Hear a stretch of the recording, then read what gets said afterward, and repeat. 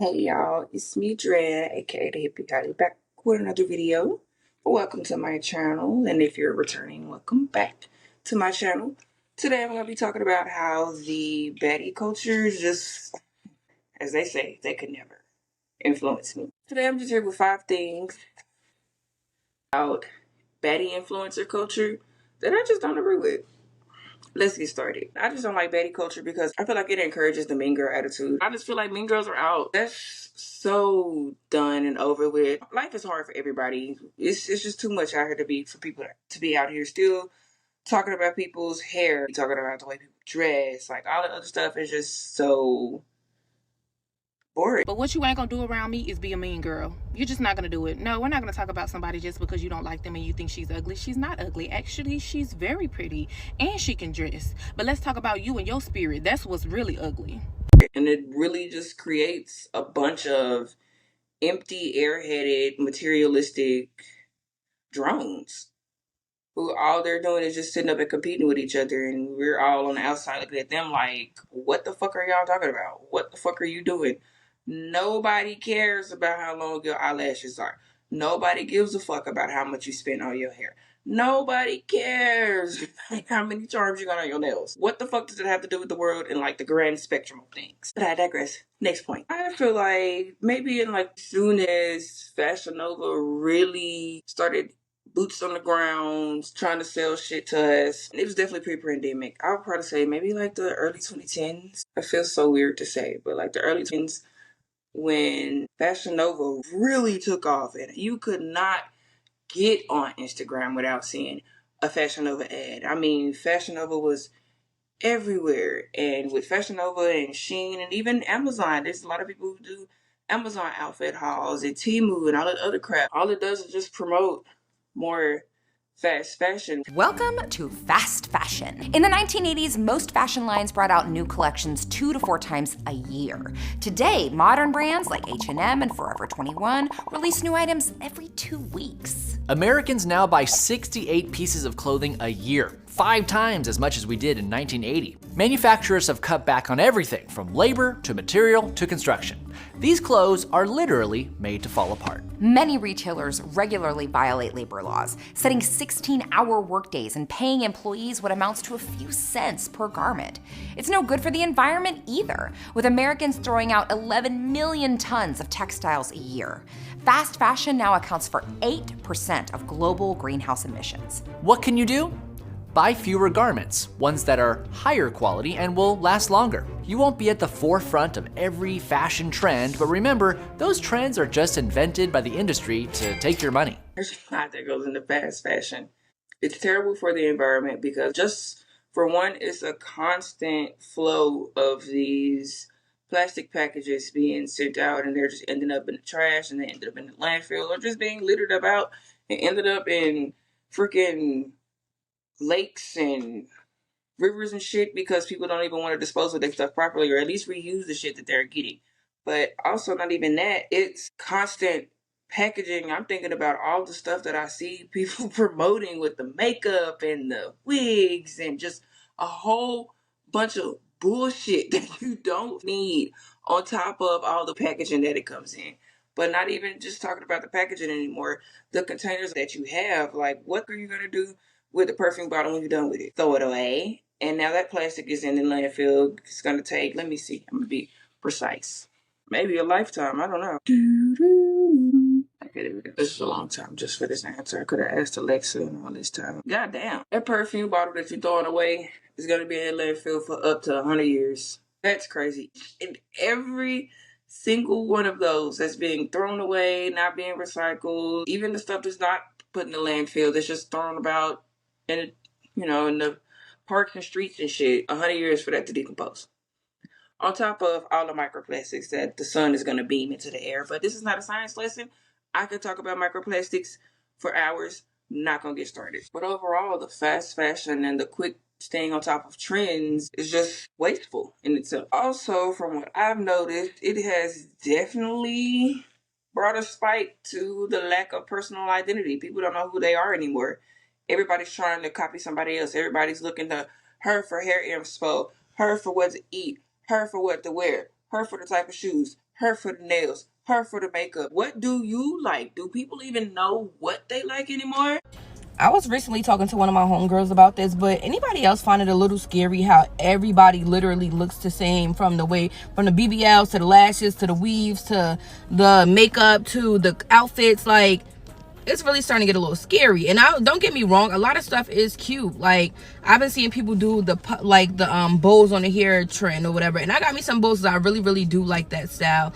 But y'all not even trying to switch it up and do different stuff with it. Y'all literally copying the exact same outfit as other people. I'm talking about from the little puffy skirt to the Adidas Samba sneakers to the bows to the dresses. Like, y'all can't switch it up and do it a little different or something. Like, I don't know, like, the way I feel like the internet is and how we all just adapt so quickly and we just hop on the trends. It's like, damn, be yourself. Like, I remember too, when I was on social media on Instagram, I seen somebody made a post. It was like, oh, females who wear two-piece sets can't dress. And I felt a little attacked, y'all. I ain't gonna lie, because I love me a good two-piece set or whatever.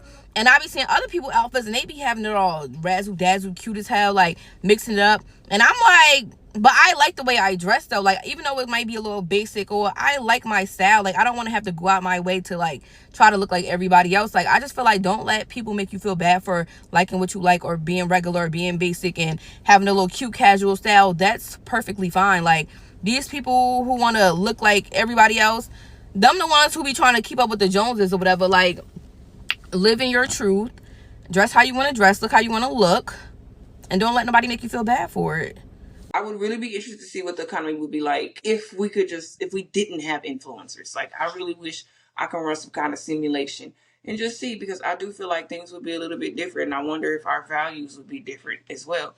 But let me get back on track. Matter of fact, this year, because graduation and prom and stuff is coming right around the corner. Watch how many blonde bust down wigs we see this year. Platinum blonde 613 to be exact, that we see this year, because for some reason that's now the trend.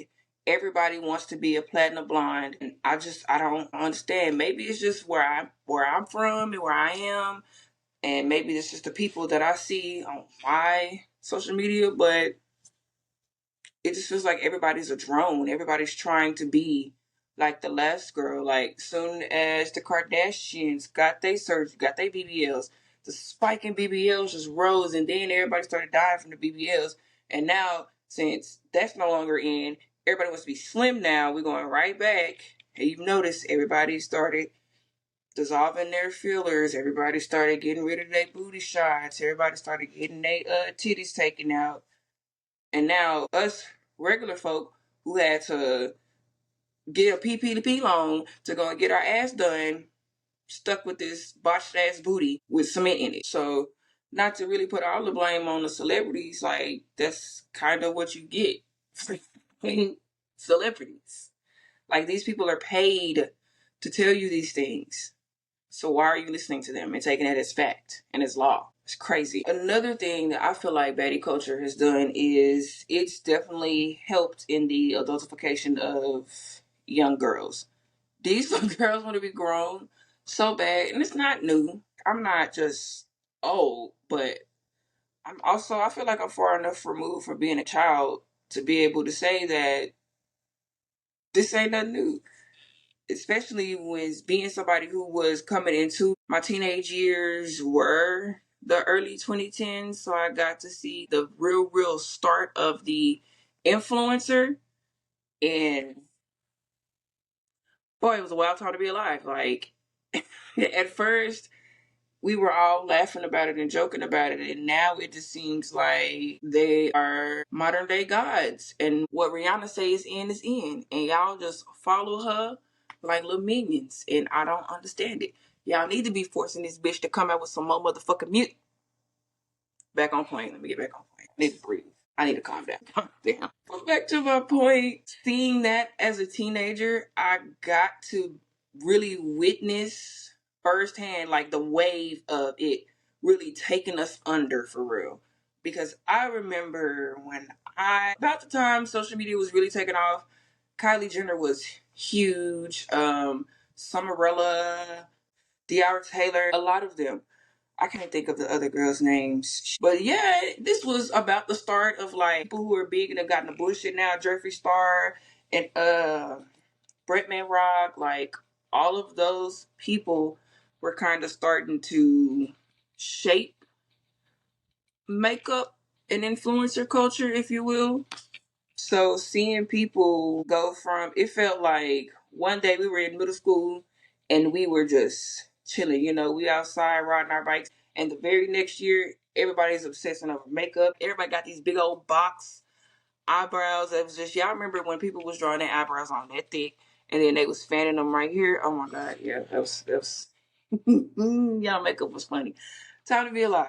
Time to be alive. It's really easy to see how it takes our impressionable girls and makes them feel like, oh, well, if I want to be able to get into clubs for free, or if I want to be able to go to all the latest parties, or if I want to be able to get this and get that, then I have to look like this, or I have to do these kind of things. A lot of not only are these things unrealistic for a kid in general, but a lot of the shit is the unrealistic beauty standards in general. It's not healthy for anybody to be subjected to this, but really more so our youth, because why are high school girls in 32-inch weaves? And again, it was going on when I was in high school, like at the very, very start of it, but it just feels like it's worse now. Like, why are teenage girls even thinking about wrinkles? Why are teenage girls worried about cleavage, having their titties out? Like, that's just the crazy part to me. Like, we're not fostering a space for our little girls to really experience girlhood. They're coming from, I don't know, they're coming from Sesame Street straight to Sexy Red. And it's just like, we losing our girls to this baddie culture bullshit. But let me get off that soapbox. I got another point to get to. Another thing that I've noticed with, especially when the City Girls came out, it really started to glorify transactional relationships. And while I do understand that relationships should be some level of give and take, it should not be extortion. It should not be to the point where somebody feels like they're being held up, and if they don't do such and such, you're gonna berate them and attack their manhood and their manliness. It shouldn't take, first of all, if it takes more than $20 for you to look like something, bitch, you ugly. Two, it just shouldn't take a man paying a couple $1,000s for you to look like something to then be able to take you to a restaurant where you then want him to spend another couple $1,000s on some shit that you finna take home and eat on for a couple days. Why don't I just give her the money I was gonna spend on dinner and that hoe can go grocery shopping? Because the shit don't make no sense to me.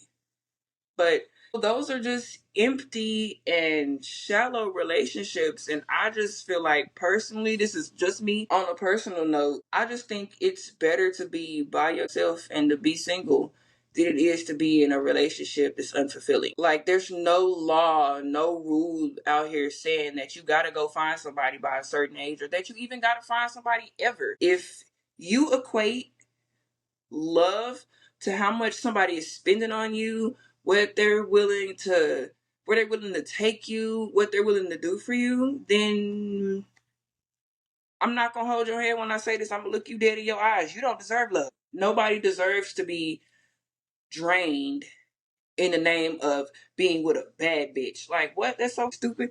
All I'm gonna say is skip the middleman, go get a prostitute. So what can we do? First, I think it needs to start at the very, very basic level of, at home, we need to be teaching our little girls how to be women and not city girls. We need to be sitting down with our daughters, with our sisters, with our nieces, whatever, our little cousins, whatever, and talking to them, having these real conversations with them, these uncomfortable conversations, these awkward conversations, and letting them know that all that outward shit, yeah, you can attract everybody with that. You can attract anybody, spread your legs and everybody gonna come, but that don't mean that they're gonna love you for real. And you would rather have the one than the many. That means sitting down with our little girls, and they want to wear makeup, okay, that's fine, but also making sure that we're introducing it to them in an age appropriate way. 15-year-old don't need to be wearing foundation. A 15-year-old that feels like her skin is that bad where she needs to cover it up needs to be worrying about what she's eating, needs to be learning about proper skincare first For me personally, a little anecdote, my mama didn't let me wear makeup. And I was on a whole dance team, and my mama did not let me wear makeup. All the other girls would be out there full face. My mama had me out there in my lipstick so I would match everybody else, and my eyeshadow so I would match everybody else. And that was it. Realistically, I don't know how much more youthful you're supposed to look as, as a 8-year-old. Anything that you would do to your face is only going to make you look older. And I don't understand the hype of wanting to look older. Just grown woman to teenager, these grown men are not all that. It's not that much different from the teenagers that you're dealing with right now. So you might as well just wait till you grown too. Because why set yourself up for the disappointment that grown women face every day as a teenager? Just wait your time. Like, there's no reason to rush to this shit. There's nothing awaiting you in adulthood that is that special. I promise you it's not. That also means, on the hard part for parents, allowing our girls a space to fully express themselves. I personally would have rather expressed some of the things I was curious about or wanted to know and explore to my mom than to have had a lot of the sexual experiences I've had in my life. But this ain't about me. This is about how we can help the little girlies. But that means making sure that you're a safe space for your kid. Like, your child should feel comfortable enough to come to you and be like, Mama, what's such and such? Because if they're gonna Google it, they're gonna Google it and they're gonna see. And then you're gonna see, and then you're gonna be distraught. So I just feel like we need to make sure that we leave in that space for open dialogue, especially with teenagers who are really navigating very, very new feelings. It's on us as adults to guide them through that. That's why we went through it first, to have some experiences, to be able to be like, you know what? Hey, baby girl, that you're doing is going to lead you down a very miserable path. And you could realistically, the way you dressing and the way you walking around here, end up being trafficked one day. And then what? You thought it was cute to go sneak out and see little Ray Ray down the street. Now what you gonna do when there's 6 grown men in the back of a milk van? It's not so cute and fun now, is it? And being really upfront and honest about where transactional relationships can lead them. A lot of people, they glorify having a sugar daddy and being a kept woman and this, that, and the third. But you don't know what a lot of those women have to do and put up with it. And not even like being on they be getting beaten on and cheated on. No, I'm talking about the nasty, disgusting, kinky stuff that old rich men be into. But I digress.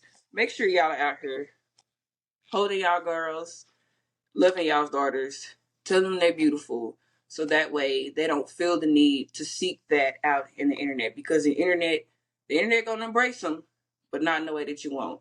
So let's just make sure that we're not condemning little girls for being expressive, but make sure that we are correcting them when we know that the means of expression can lead them down a dark path.